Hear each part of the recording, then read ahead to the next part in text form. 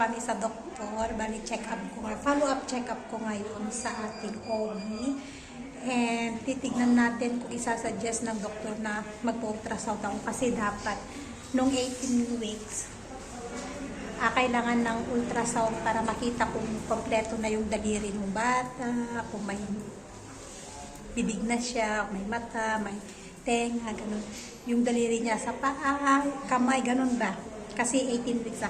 Ngayon kasi 20 weeks na ako ngayon. Hindi kami nakapunta nung 18 weeks, kaya ngayon kami pumunta. Bali, nag-aantay kami kasi wala pa yung doktor. 3:30, 3 o'clock na. So, 30 minutes yung pag-antay namin. Mas okay na mas maaga kami guys kasi ang dami nilang pasyente. Ang daming pasyente. Hindi ko alam ano, number 3. Number 3 papa, no? Number 3 kami guys. So, ibig sabihin may nauna na sa amin. Ayan, no? Number 3.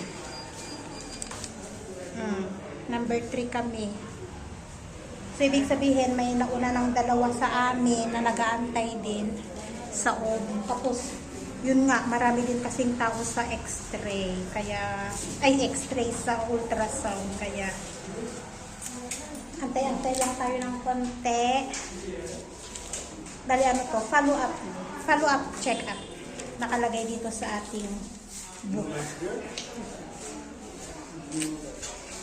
So, ayan, update ko na lang kayo ulit later, guys. Hi, guys! So, ayan, nandito na kami sa bahay. Medyo matagal kami sa doktor, mga 2 oras, ang daming pasyente. So, nagpa-check up muna ako sa OB. Kinausap muna namin yung OB.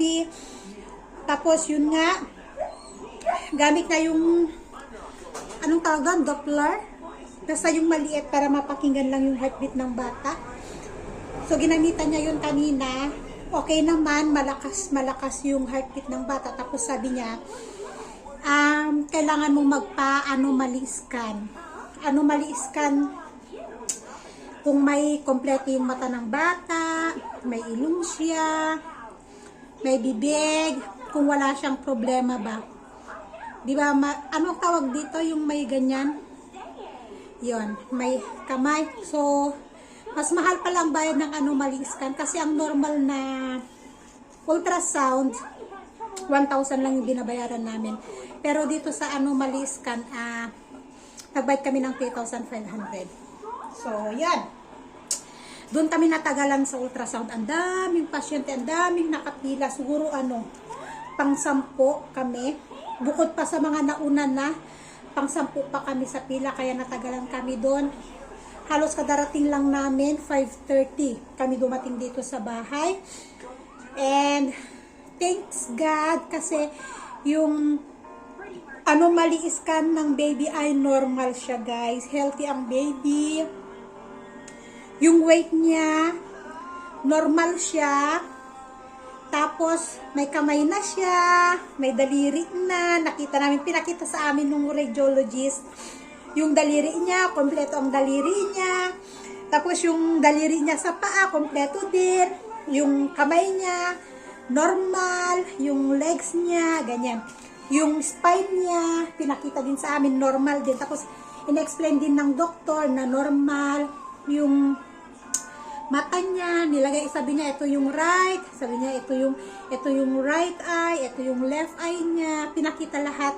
Tapos yung sa stomach ng baby, yung kidney ng baby na andun na, present na yung ano niya.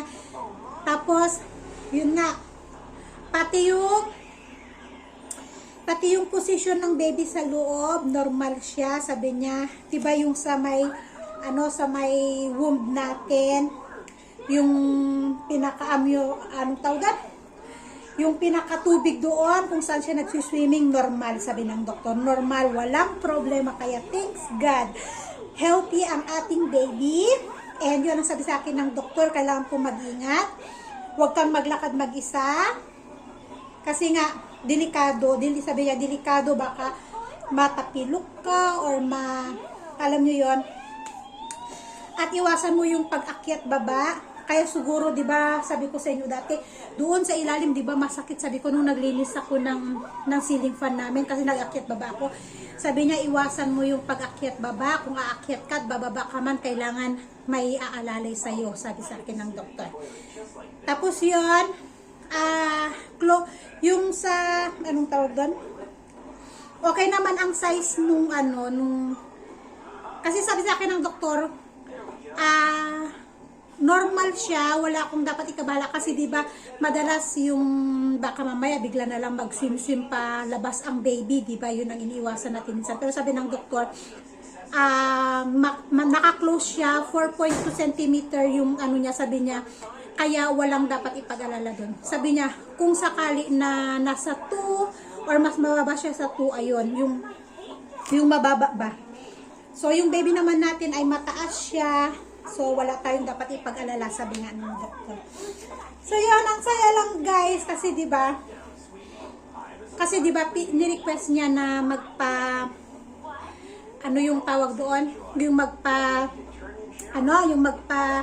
Magpapatest kami para sa baby kung may problema ba siya or alam niyo yon. Di ba hindi kami nagpaano nun? Sabi niya, kaya walang problema kasi sabi niya okay naman ang baby na yan. Sabi niya, normal naman ang baby ba? Hinihingal ako. Halos kadarating lang kasi namin guys. Tapos kumain pa ako ng watermelon. And yun pa lang sabi niya, ano ang kinakain mo? Sabi ko normal, sabi ko yung normal na pagkain. Sag, patatas, ganyan mga gulay-gulay ba na ganyan. Sabi niya, fish, chicken, okay. Pero iwasan ko daw ang red meat. Kasi sabi ko, Dok, 2 araw na nahihilo ako. Di ko alam guys, bakit ako nahihilo 2 days na. Pero ang alam ko, ito yung vertigo ko. Hindi dahil mababa, kasi normal ang dugo ko. Normal ang blood pressure ko, okay naman. At saka, yung vitamin sa inyo ko is ferrosulfate. Ferrosulfate plus folic acid. Tapos calcium with vitamin D3. Yun yung vitamins ko ngayon. So, kaya sabi ko, baka yung hilo ko sa vertigo, kasi okay naman ako. Nakahiga, pero once na gumanon ako, dun ko nararamdaman na nahihilo ako. Kaya sabi niya, ingat ka lang sa kilos. Sabi niya, tapos iwasan ko yung pag-akyat baba nga, kasi nga baka mamaya, ganun, bigla ako nahilo, ganun, sabi niya. So, iwas, sabi niya, and yun, medyo iwas din sa biyahe, yung pagkatag-tag-tag-tag nga. Wag daw pasyado, sabi niya. Okay lang maglakad-lakad ako basta may kasama ako, sabi niya. Basta may kasama ka lang kasi para iwas lang ba na may masamang mangyari sa baby at saka sa akin. Mabait, actually mabait yung doktor ko. And yun, nakita namin yung mukha niya. Natuwa ako kasi nakikita mo sa monitor yung mukha niya. Resemblance siya sa mukha ni Asher. Nakakatuwa. So, yun guys. Ay, nako. Ay. Ngayon, about gender. Alam niyo naman dito, di ba? Na bawal ang pagsasabi ng gender, pero kinausap ni Asis yung doktor. So, sa ultrasound, hindi nakalagay ang gender ng bata. Kasi bawal talaga. Pero ang ating expected due date ay medyo na hurong. Imbis na nasa March,